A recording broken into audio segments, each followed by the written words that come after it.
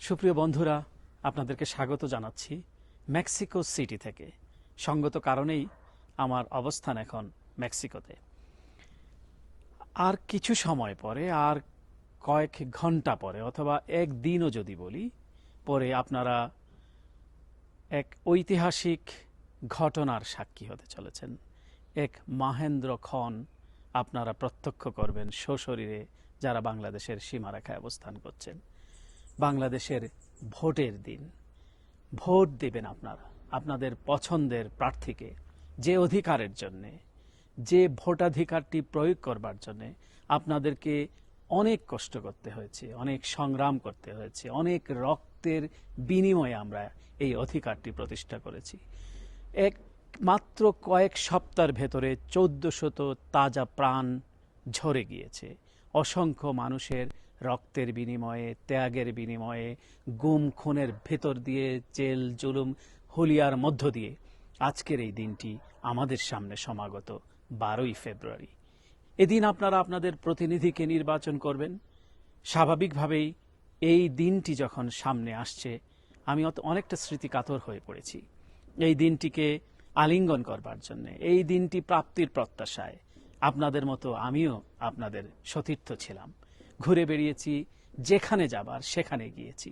যে প্ল্যাটফর্মে কথা বললে মনে করেছি আমাদের এই অধিকারের পথটি প্রশস্ত হবে, সেখানে কথা বলতে বিন্দুমাত্র দ্বিধা করিনি। একসময় আমার বাংলাদেশের সেই সবুজ পাসপোর্টটিও হারাতে হয়। জাতিসংঘের ট্রাভেল ডকুমেন্ট নিয়ে ঘুরে বেরিয়েছি, কখনো ব্রিটিশ হাউস অব কমন্সের পোর্ট কিউলিস সেন্টারে, কখনো অক্সফোর্ড ইউনিভার্সিটির লেডি মার্গারেট হলে, কখনো জাতিসংঘে, কখনো স্টেট ডিপার্টমেন্টে, কখনো হার্ভার্ড ইউনিভার্সিটির কেনেডি সেন্টারে, কখনো থিঙ্ক ট্যাঙ্কদের সাথে, কখনো পলিসি মেকার্সদের সাথে, কখনো বাংলা ভাষাভাষী প্রবাসীদের মিছিলে, কখনো স্লোগানে, কখনো প্রটেস্টে, কখনো ব্রিফিং রুমে। এভাবে করে দিন চলে গিয়েছে আমাদের। এবং একটা আশা ছিল, একটা বাসনা ছিল, একটা প্রত্যাশা ছিল, বাংলাদেশে নিশ্চয়ই টানেলের শেষে আলো দেখা যাবেই। এবং সেই আলোটি দেখা গিয়েছে, কিন্তু যে আলোটির সন্ধান আমরা পেয়েছি তা অনেক ত্যাগের বিনিময়, অনেক রক্তের বিনিময়। এখন আমাদের সামনে যে সমাগত দিনটি, সেটি হচ্ছে আপনাদের প্রতিনিধি নির্বাচনের দিন। এবং এই দিনটিকে আলিঙ্গন করবার জন্যে একটি নাম আমাকে স্মরণ করতে হয়, যিনি নিজের সম্পূর্ণ জীবনকে গণতন্ত্রের জন্যে, মানুষের ভোটাধিকারের জন্যে তার নিজের জীবনকে অকাতরে বিলিয়ে দিয়েছেন। এই কারণে আমি বলছি অকাতরে বিলিয়ে দিয়েছেন। তার এই দীর্ঘ জীবন, যে রাজনৈতিক জীবন, সেটি ছিল সংগ্রাম মুখর, এবং গণতন্ত্রের প্রশ্নে, ভোটাধিকারের প্রশ্নে বিন্দুমাত্র আপোষ করেননি, যার ফলে তার জীবনের শেষ দিনগুলো কারাগারে নিগৃহণের শিকার হতে হয়েছে, নীরবে নিবৃতে কেটেছে পরিবার পরিজনকে নিয়ে। বেগম খালেদা জিয়ার কথা বলছি। আজকে তিনি নেই, তিনি ওই ঐতিহাসিক মহেন্দ্র ক্ষণের সাক্ষী হতে পারলেন না। সেদিন আমি ব্যক্তিগতভাবে খুবই আবেগতাড়িত, যার ত্যাগের মধ্য দিয়ে, যার নেতৃত্বের মধ্য দিয়ে, যিনি স্বাধীনতা সার্বভৌমত্বের প্রশ্নে বিন্দুমাত্র কখনো আপোষ করেননি, তার জীবদ্দশায় আমরা এই মহেন্দ্র ক্ষণটি আমরা উপভোগ করতে পাচ্ছি না। কিন্তু নিশ্চয়ই তার যে লিগেসি, তার যে গণতন্ত্রের প্রতি তার যে শ্রদ্ধা, অর্থনীতির প্রগতির নির্মাতার পথে তার যে উদ্যোগ, সেগুলি আপনারা নিশ্চয়ই মনে রাখবেন আপনাদের ভোটাধিকার প্রয়োগের ক্ষেত্রে।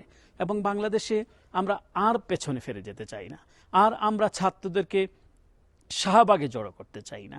এখন শাহবাগ থেকে আমাদের দৃষ্টি নিবন্ধিত করতে হবে লুক্সেমবার্গে, আর শাহবাগ নয়। আমাদের দৃষ্টি দিতে হবে লুক্সেমবার্গে।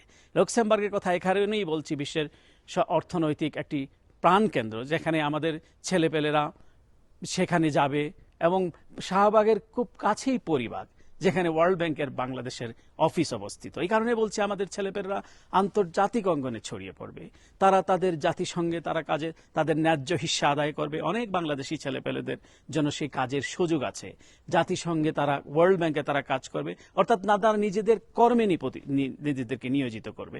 আর যাতে তাদেরকে আর শাহবাগে জড়ো হয়ে তাদের আন্দোলন করতে না হয়, তাদের যাতে টিয়ার সেলে, তাদের ঝাঁঝালো যে টিয়ার সেলের ঝাঁজে তাদের চোখ যাতে রঙিন না হয়, লাঠি পেঠায় যাতে তাদেরকে পিঠ রক্তাক্ত না হয়, আমরা যাতে আর কখনো তাদেরকে সেদিকে ধাবিত না করতে। এখন যেরকম নির্বাচন পরবর্তী যেটি মনে রাখতে হবে, যে দেশ গঠন, দেশ গঠনের দিকে আমাদের সকলকে মনোনীত করতে হবে, মনোনিবেশ করতে হবে।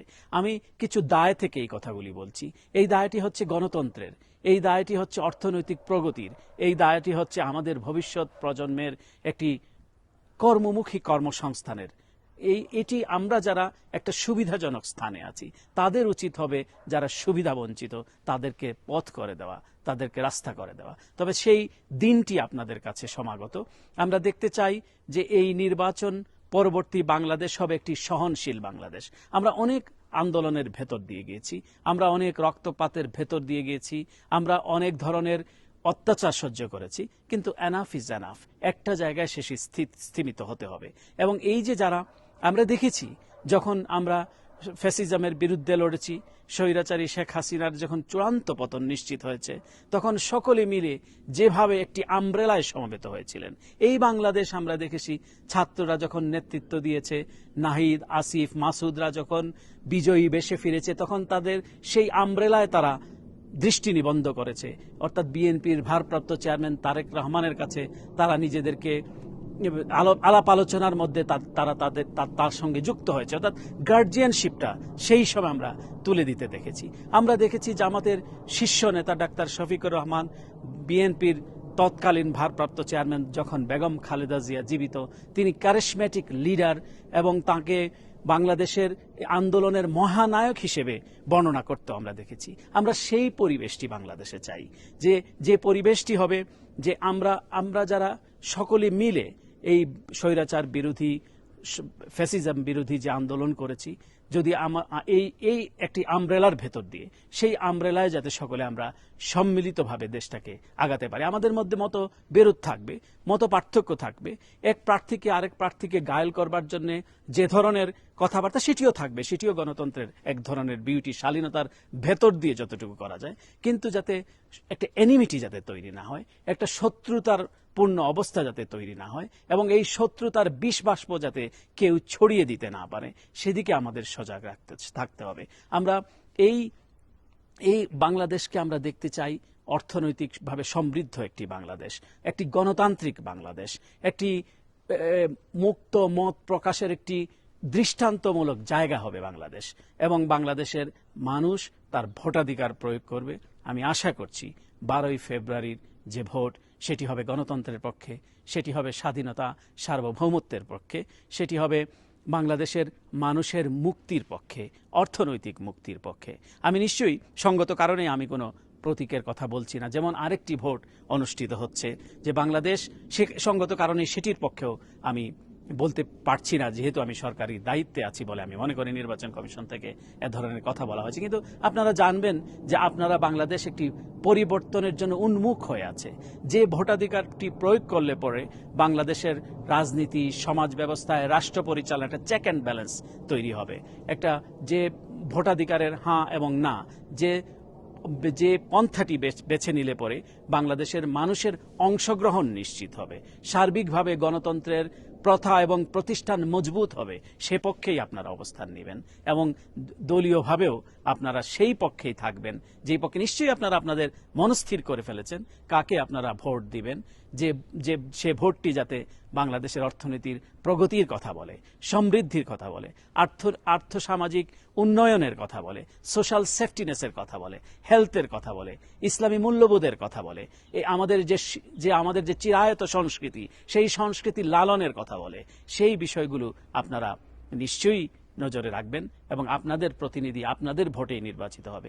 আমি আমার সহকর্মীদের উদ্দেশ্যে বলতে চাই, সহকর্মী এ কারণে বললাম যারা রিটার্নিং অফিসারের দায়িত্ব পালন করছেন, যারা নির্বাচন পরিচালনার কাজে আছেন, এমন কোনো কাজ করা ঠিক হবে না যাতে এই প্রফেসর মোহাম্মদ ইউনূসের নেতৃত্বাধীন যে সরকার বাংলাদেশে নির্বাচন পরিচালনার দায়িত্ব গ্রহণ করেছে, তার উপরে যাতে আপনাদের কোনো কাজে দায় এসে যাতে না ঠেকে। আপনারা যাতে নির্ভয়ে, নির্বিঘ্নে এবং অত্যন্ত প্রফেশনালি, নিরপেক্ষভাবে দায়িত্ব পালন করতে হবে। এবং এই নিরপেক্ষতা খণ্ডন করতে গিয়ে, কারো প্রতি পক্ষপাতিত্ব করতে গিয়ে ইলেকশনে কোনো রকম মেকানিজম বা কোনো রকমের দুষ্টতার আশ্রয় নেওয়া, সেটি হবে খুবই অন্যায় এবং বাংলাদেশের মানুষের সাথে প্রতারণার শামিল। সুতরাং বিবেক বর্জিত বিবেককে বিসর্জন দিয়ে কোনো কাজ করা যাবে না। সবসময় বিবেক দ্বারা পরিচালিত হবেন। এখন এমন দিন বাংলাদেশে নাই যে আপনি কোন একটি দলের পক্ষে তার ব্যালট বাক্স তুলে দিলেন না, অথবা কোন একটা মেকানিজমে আপনি অংশ নিলেন না বলে আপনাকে শাস্তি পেতে হবে, সেই বাংলাদেশ এখন আর নাই। সুতরাং আপনার বিবেক দ্বারা আপনি তাড়িত হবেন, আপনার ন্যায়ের মানদণ্ডে আপনি অবিচল থাকবেন, এবং একটি ন্যায়ভিত্তিক সমাজ বাংলাদেশে বিনির্মাণের জন্য আগামীর যে নির্বাচন হবে, যেই সংসদ হবে, সেই সংসদটা যাতে নিষ্কলুষ হয়, কোনো ধরনের বিভ্রান্তি, কোনো ধরনের কলঙ্কের ছাপ যাতে না পড়ে, সেই বিষয়ে আমাদের সহকর্মীদের সজাগ দৃষ্টি থাকবে। তারা তার দায়িত্ব সুনিপুণভাবে পালন করবেন। কোনো ভীতি, সংখ্যা, অনুরাগ বা বিরাগের বশবর্তী না হয়ে তারা তাদের দায়িত্ব পালন করবেন, সেটি আমি বিশ্বাস করতে চাই। এবং বাংলাদেশের মানুষের যে একটা উৎসব মুখর পরিবেশ বিরাজ করছে, সেই উৎসবের মধ্য দিয়ে যাতে বিজয়ী দল, নিশ্চয়ই নির্বাচনে একটি দল বিজয়ী হবে, আরেকটি দল পরাজিত হবে, এটি প্রতিযোগিতা। সুতরাং বিজয়ী যারা হবেন তাদের সেই মানসিকতা থাকতে হবে যে তারা বিজিতকে আলিঙ্গন করবেন, আর যারা বিজয়ী হতে পারবেন না তাদেরও এই মানসিকতা তৈরি করতে হবে যে নির্বাচনে হার জিত থাকবে। যে যারা হেরে গেলাম মানুষের ভোটে, তাদেরকেও মনে রাখতে হবে যে আমরা যাতে এই হারা থেকে, এই পরাজয় থেকে যাতে আমরা শিক্ষা গ্রহণ করি।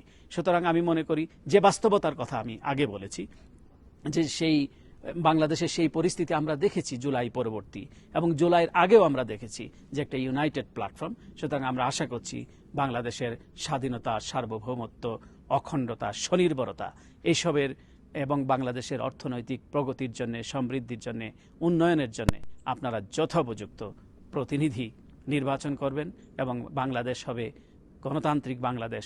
তারুণ্যের প্রথম ভোট গণতন্ত্রের পক্ষে হোক। অশেষ ধন্যবাদ।